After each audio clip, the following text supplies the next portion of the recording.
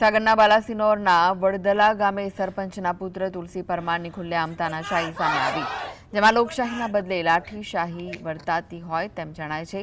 નવા મુવાડા વિસ્તારના એક પરિવારનો સામાન્ય ઘર વેરો બાકી હોવાના મુદ્દે આ મહાશય જેસીબી ફેરવી ઘર તોડી પાડવાની ધમકી આપી બીભત્સ ગાળો ભાંડી.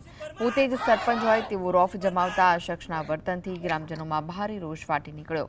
આખરે મામલો ઉચ્ચ કક્ષાએ પહોંચ્યો અને જિલ્લા અધિકારીઓને લેખિત ફરિયાદ કરી સત્તાના જોરે ગરીબોને ડરાવતા આવા તત્વો સામે કડક કાર્યવાહીની માંગ ઉઠી છે.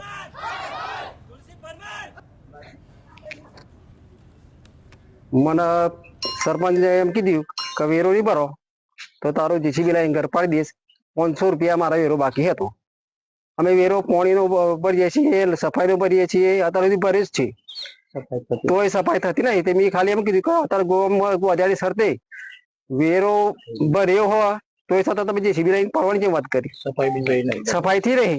બીભત્સ ગાળો એટલી બધી ખરાબ બોલ્યા કે આપણને પણ સંભળાય ના સાહેબ. એમની વિડીયો ક્લિપ પણ અમારી જોડે છે અને એટલી જોરથી અમને એટલે કે જાણે કે આ સરપંચને લાયક છે જ નહીં. સરપંચનો અત્યારે તો સરપંચના જવાબદારી સંભાળે છે. સરપંચ તરીકે તો એમના પિતાજી છે અને આ રીતે આવા ખોટા શબ્દો કરીને અમારા ગામના લોકોને બહુ માનહાનિ કરી છે.